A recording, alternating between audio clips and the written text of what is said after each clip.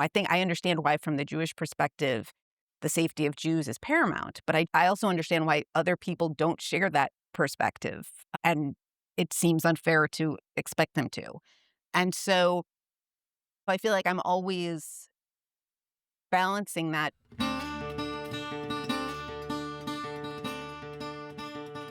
That was New York Times opinion columnist and author Michelle Goldberg, teasing out the multiple perspectives she holds as a journalist, a Jew, and an opinion writer. What does it mean to be a Jewish journalist in 2026? How do the tensions that animate American Jewish identities play out in the paper of record, especially as journalism itself is on shaky ground? I'm Shana Hammerman, and this is Cite and Sound, the Stanford Jewish Studies podcast.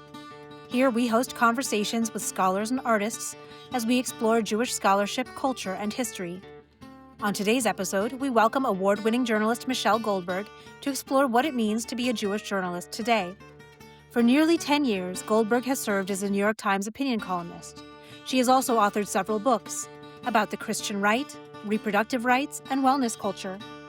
Goldberg is joined by Janine Zacharia, the longtime Jerusalem bureau chief for The Washington Post, chief diplomatic correspondent for Bloomberg News, Washington bureau chief for The Jerusalem Post, and Jerusalem correspondent for Reuters. She is currently a visiting lecturer in the Department of Communication at Stanford University. And now, the conversation. Michelle, I thought we'd start maybe with the title of this event. I wanted to get your thoughts on the title itself, your reaction to being a Jewish journalist today. How do you like that title?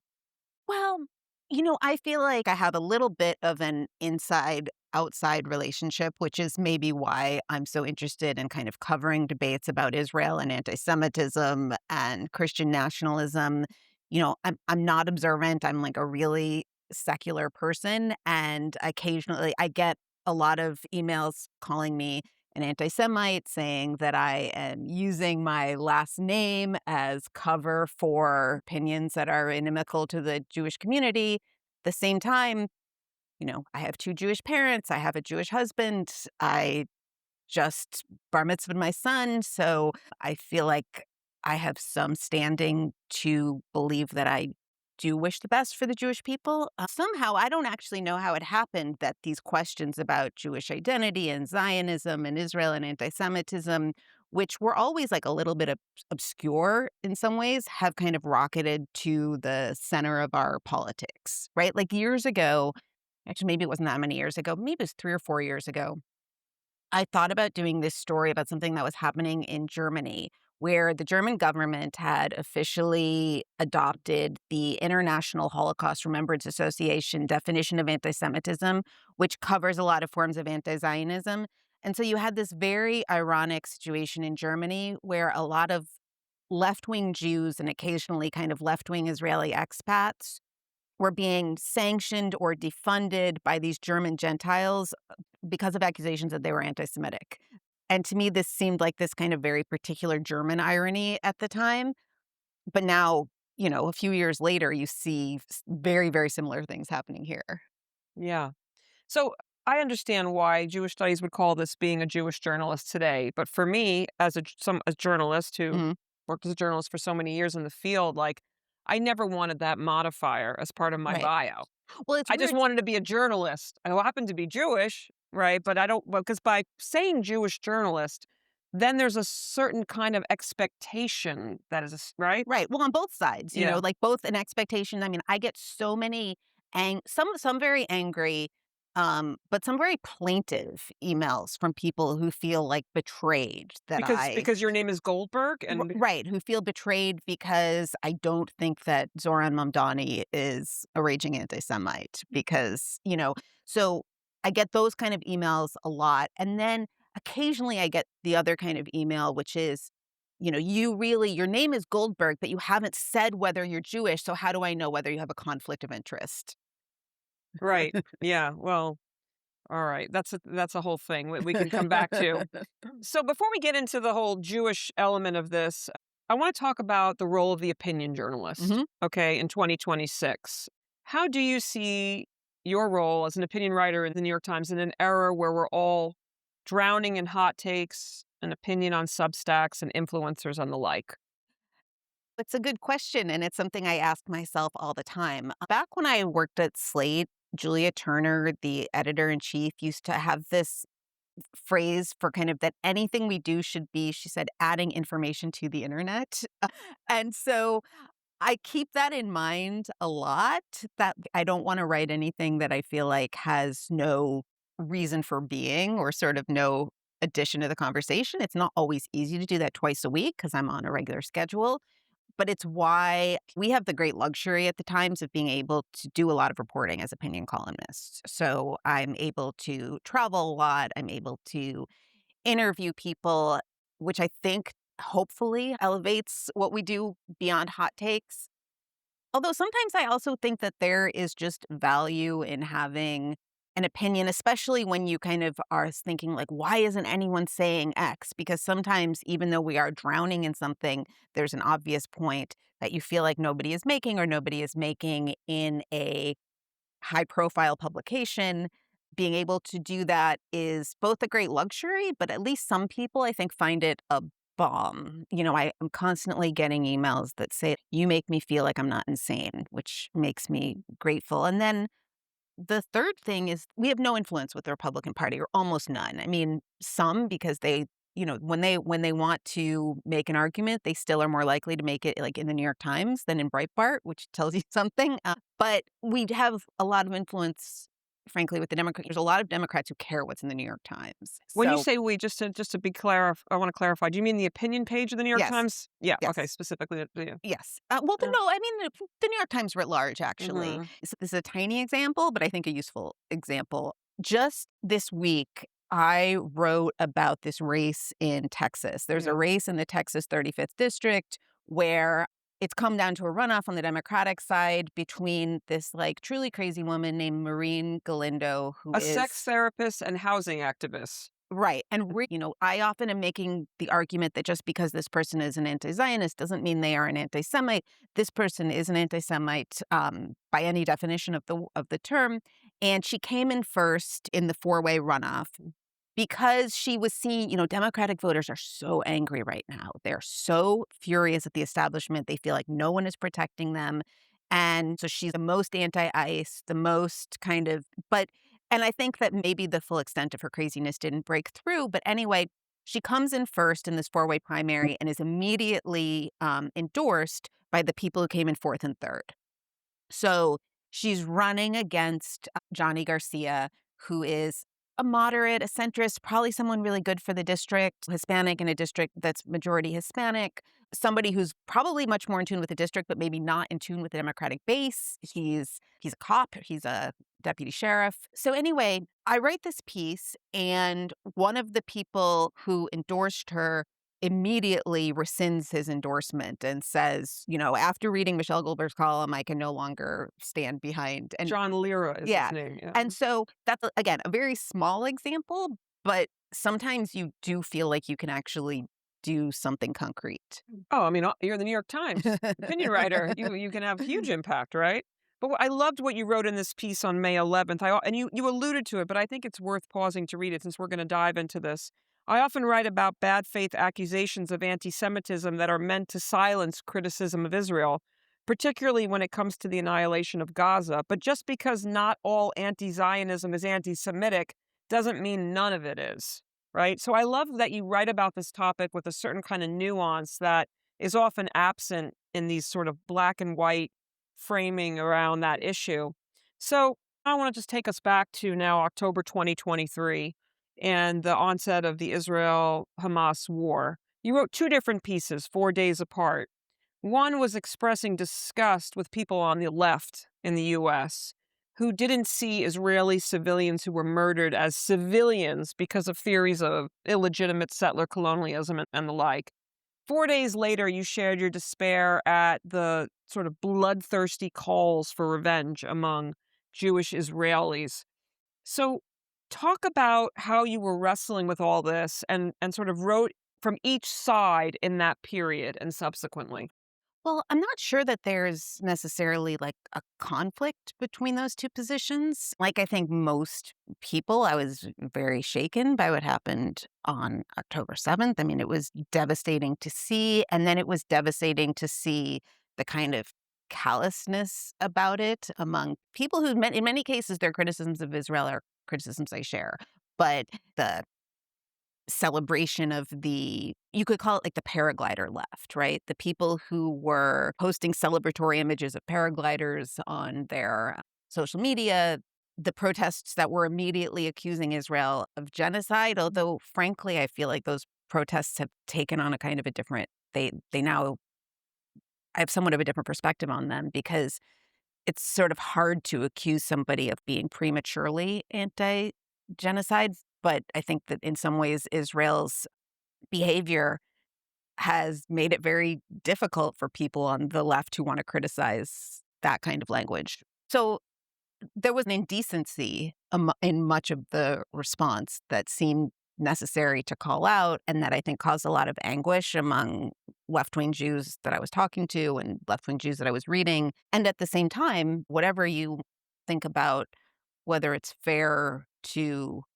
deem what happened in Gaza genocide, I think there's no question that there was language from important people in Israel that was genocidal, that was talking about annihilation. And it just became very clear, I think, pretty early that the response was going to be, and I think I said piling horror on top of horror. Yes, that was, I think, part of the title. So you write about, in your own self description, politics and culture from a left leaning feminist point of view. And one of the things you pointed out in one of those pieces that you said, alluding to the first part of what you just said, it's too early to know how the left's widespread failure of solidarity with Jews who were murdered, basically, will change our politics. But I suspect sort of fracture is coming. Did that come to be now? I think absolutely, Yeah. right? I How do you? mean, I think so. Maybe not exactly as I pictured at the time, because I do think that Israel's behavior since then has changed the shape of whatever realignment there was. You know, there Mhm. was people I knew who were really horrified at the accusations of genocide being flung at Israel before the response even began, who a year later were marching against the war in Gaza. And so, in that sense, there's maybe less of a divide, but there's obviously a very sharp divide within the Democratic Party. And you still hear Jews in the Democratic Party feeling betrayed or alienated or like they have no place. So how do you see this playing out now? I mean, Uh, in terms of the democratic landscape now, as we're heading into the midterms and the presidential eventually. I mean, where will democratic Jews who care about Israel go? Well, I think it You know, depends you know. on how what they Mm. care about more, right? Democratic Jews really hate Donald Trump. The only group that voted more Democratic in the 2024 presidential election, the only group that voted more strongly for Kamala Harris than Black women was Jewish women. And so I think it's hard for me to imagine that most of them or that large numbers of them are going to defect when it's such a authoritarian right on the ballot. But I think depending on the outcome of a couple of primaries, you could see real fractures. We can talk about what's happening in Maine with Graham Plattner. There's a pretty fierce primary in Michigan where one of the candidates and the one who's ahead in the polls is Abdul El Sayed, who is very strongly anti Zionist, was campaigning with Hassan Piker. The two candidates who are splitting the more liberal centrist vote include one who's very pro Israel, endorsed by APAC, and one who's the sort of Goldilocks candidate, Mhm, Mallory McMurrow. And there's something of a question of whether that middle lane, how much that still exists. mhm. I think that there's no question that the Democratic Party going forward is going to be much more critical of Israel. That's where the base is. I mean, when you have Rahm Emanuel calling for an end to aid to Israel, you're in a different political world. But the question is going to be between those who want to curtail aid to Israel and those basically who want like an arms embargo or who want to sanction it. Yeah. I know you meet Jewish people who are like, "My only issue is Israel," Mhm, right? And they may say, "I'm a liberal, I'm this, I care for women's rights, but paramount for me is Israel." mhm, And so they'll look at a Donald Trump and they'll say, "I can't stand what I can't stand this and that," right. but Right, but a lot of so I those mean people aren't Democrats anymore. I mean, some of them maybe are, but mhm, yeah. All right, so let's talk. All right, let's get this one out of the way, and then we'll move on. mhm. You alluded to it, this anti-Zionism, anti-Semitism debate. I thought a piece you wrote in March 2024 was one of the most nuanced pieces on the topic, and I really wanted to applaud you for that. You really put your cards on the table, and I just want to read from it, if you don't mind. My own views on Zionism are ambivalent and conflicted.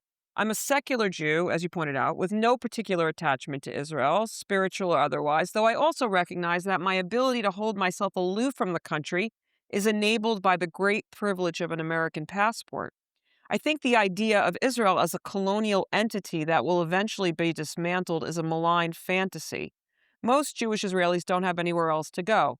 But I also recognize that the country's creation can't be disentangled from the dispossession of the Palestinians. And so, as you keep writing about this topic, talk about what's going on in your head, the reaction you get from people. You alluded to it a little bit. For as long as I have been writing about this issue, and you've been writing about it longer than I have, there's always been people who say, if things continue on their current course, eventually the idea of a Jewish democratic state is going to be impossible, right? Like I've heard Tzipi Livni say that. I've heard many, many people, members of the opposition in Hmm. Israel say this. But it's always been this sort of like receding horizon. And my strong sense is that we have arrived at that place, right? Right now, you have a country where that is rough. If you think about who controls the land between the river and the sea, you have roughly equal populations of Jews and Palestinians. One group has, full democratic rights.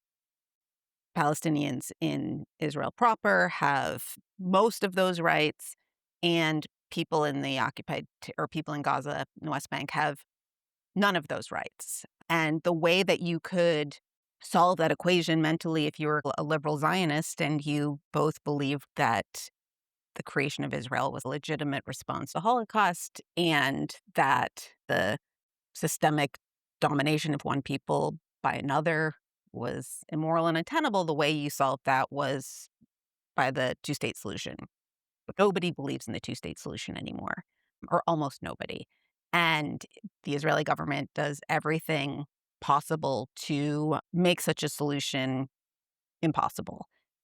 And so when I talk to Palestinians or when I talk to people whose sympathy is with the Palestinians, I just cannot believe that it's only sort of some deep seated anti Semitism that makes them believe that this is an unfair and untenable situation and that it is somehow justifiable that me, who has almost no connection to this land, has a right to return to it.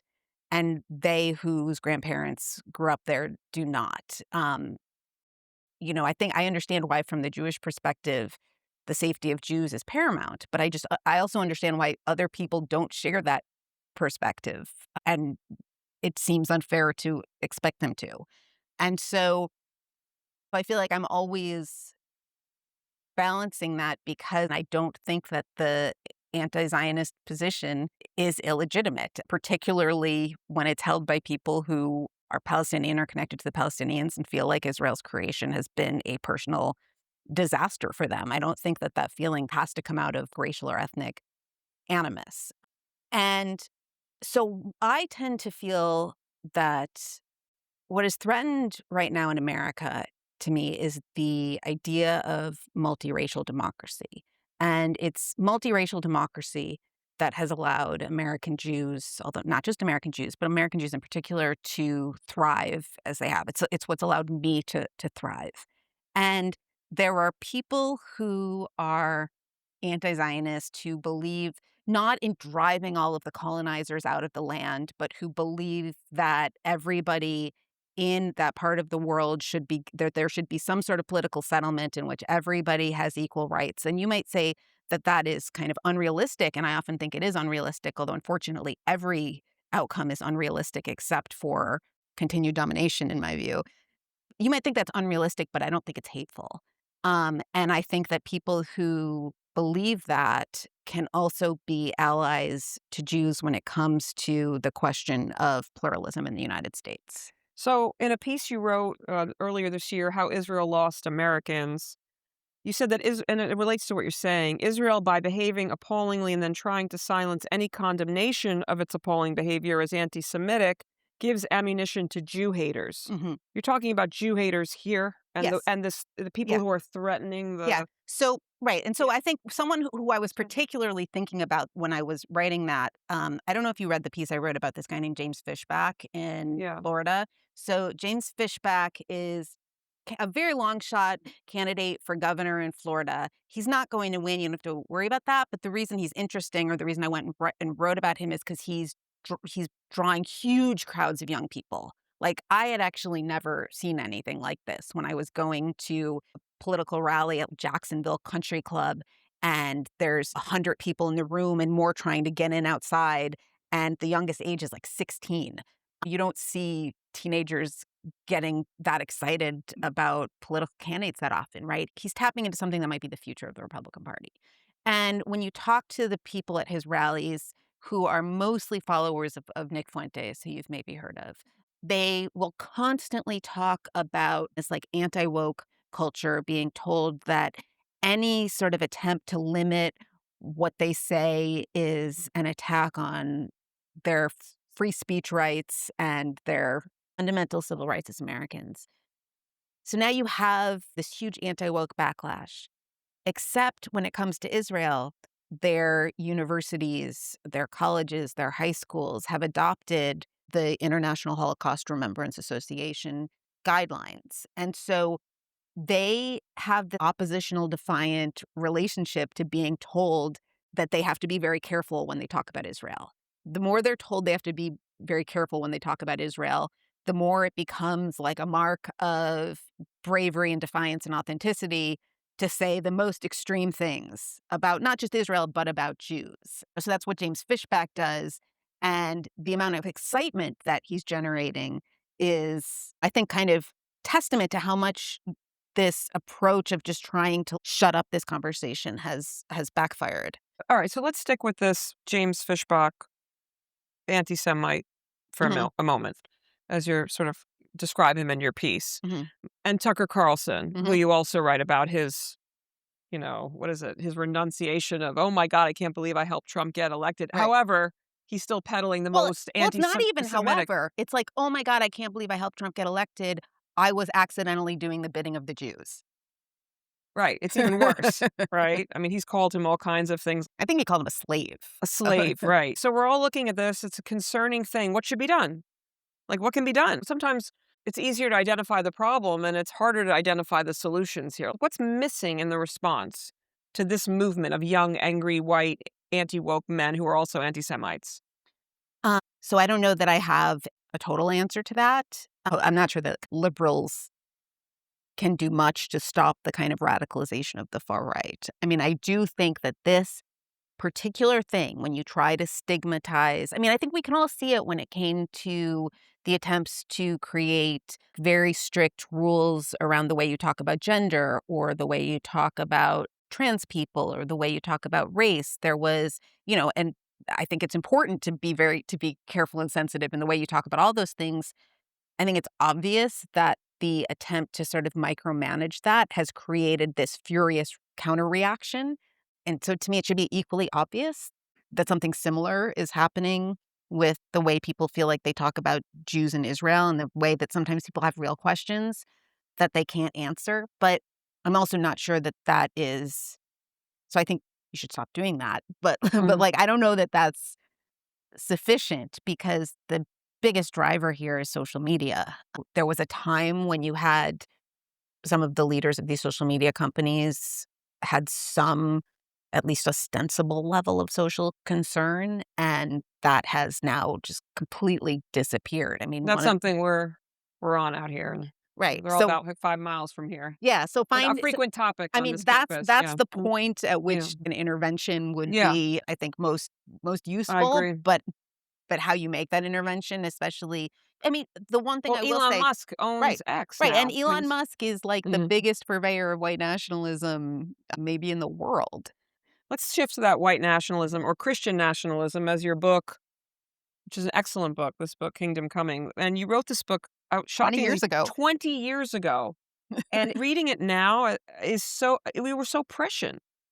Really, I'm not blowing smoke. What you warned in this book about the rise of Christian nationalism and how it's reshaping America, or what I think you tried to document, as you said, is it's not an imminent theocratic takeover, but rather a slow, often subtle, and I'm quoting, but ultimately profound change in our country's life and government.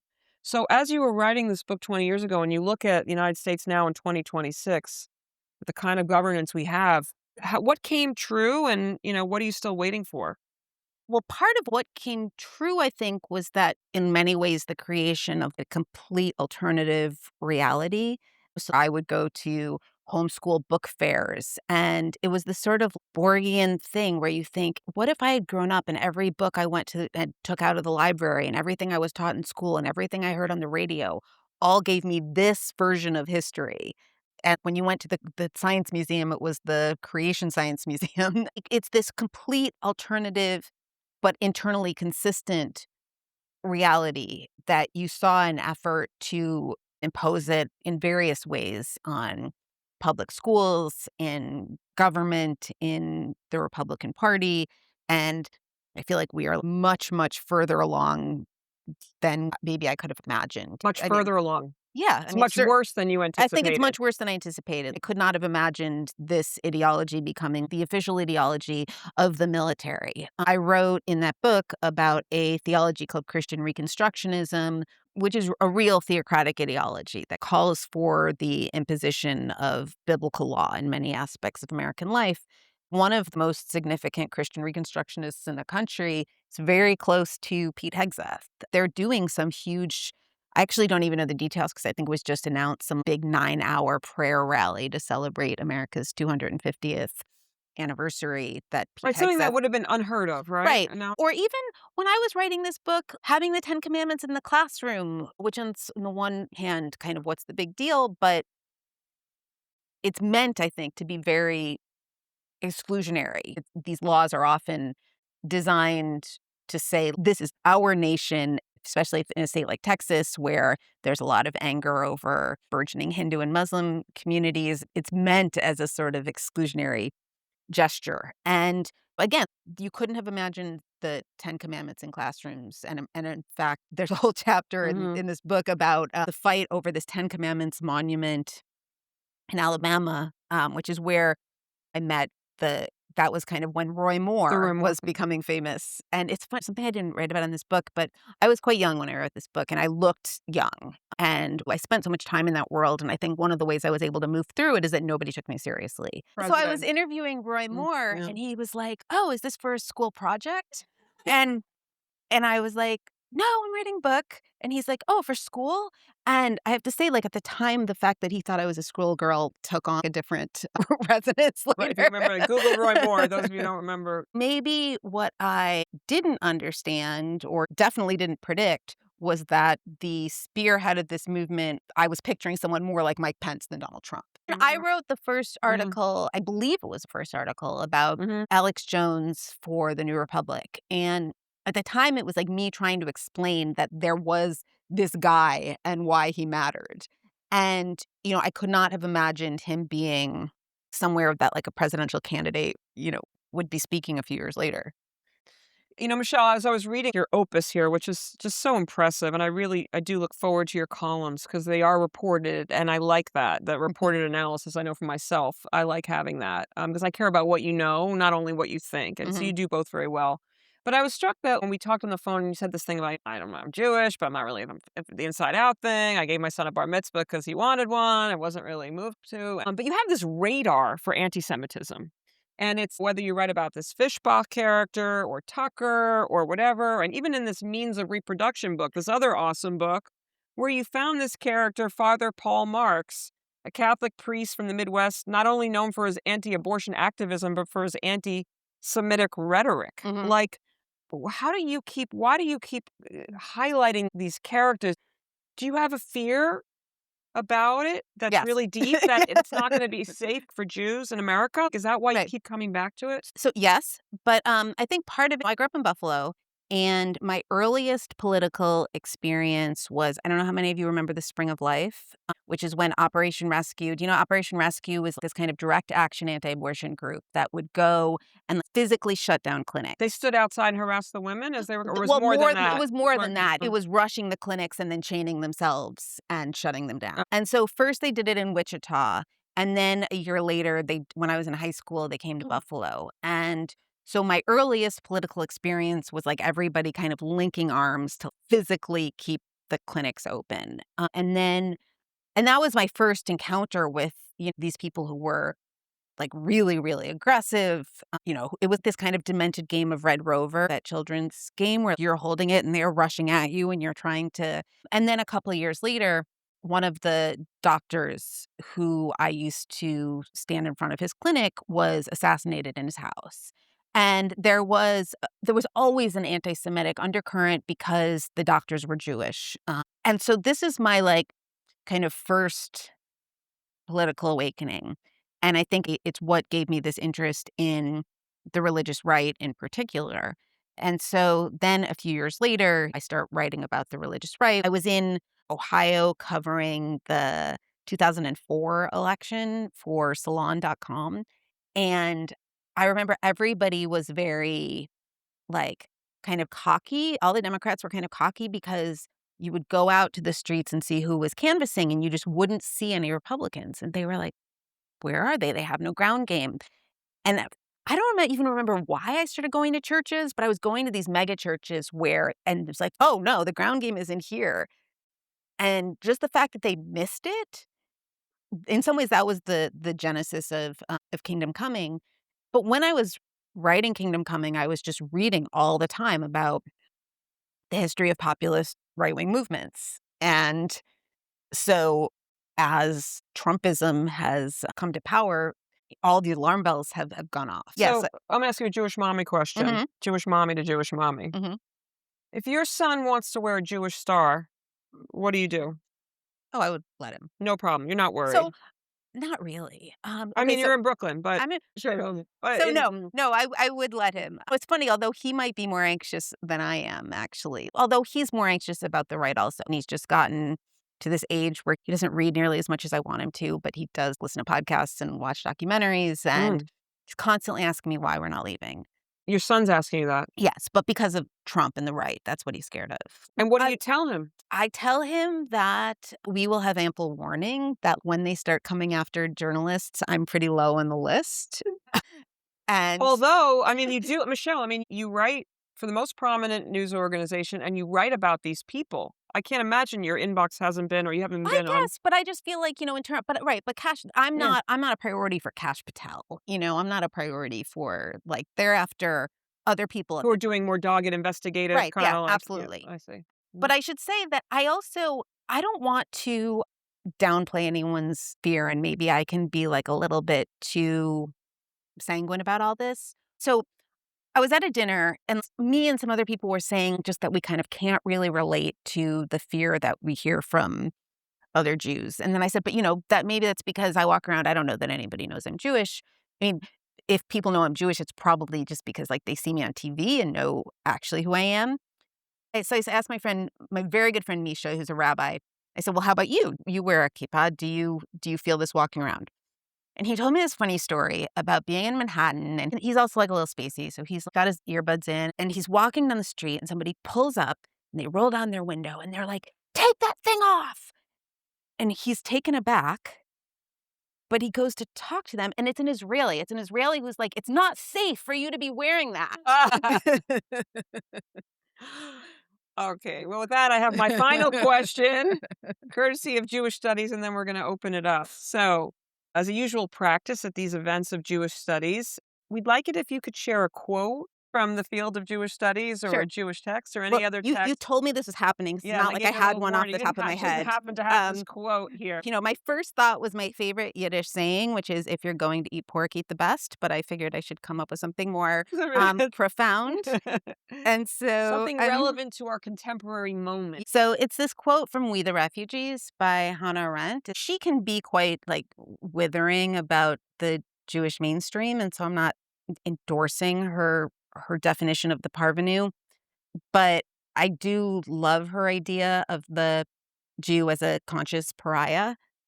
There have always been Jews who did not think it worthwhile to change their humane attitude and their natural insight into reality for the narrowness of caste spirit or the essential unreality of financial transactions. History has forced the status of outlaws upon both, upon pariahs and parvenus alike. The latter have not yet accepted the great wisdom of Balzac's, forgive my French, "En effet, pas de fois," which I think means like you cannot succeed twice. The idea being that you can't recreate the success many of these people she's talking about had very strong middle class or upper middle class identities in pre-war Germany and feel a sort of desperation to reclaim that. That's what she's talking about, at least. Thus, they don't understand the wild dreams of the former and feel humiliated in sharing their fate. Those few refugees who insist upon telling the truth, even to the point of indecency, get in exchange for their unpopularity one priceless advantage. History is no longer a closed book to them, and politics is no longer the privilege of Gentiles. They know that the outlawing of the Jewish people in Europe has been followed closely by the outlawing of most European nations. Refugees driven from country to country represent the vanguard of their peoples, if they keep their identity. For the first time, Jewish history is not separate but tied up with that of all other nations. The comedy of European peoples went to pieces when and because it allowed its weakest member to be excluded and persecuted. I think that it gets to, we've been talking about Jewish identity, and to me, it's this very beautiful summation of how the particularities of Jewish trauma can open up into a kind of universalism as opposed to closing off into tribalism. Please join me in thanking Michelle Goldberg.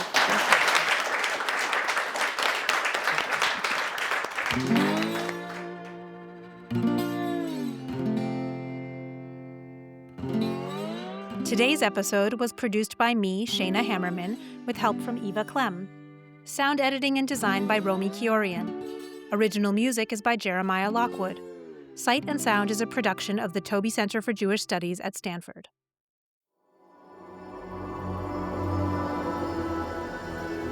Stanford University.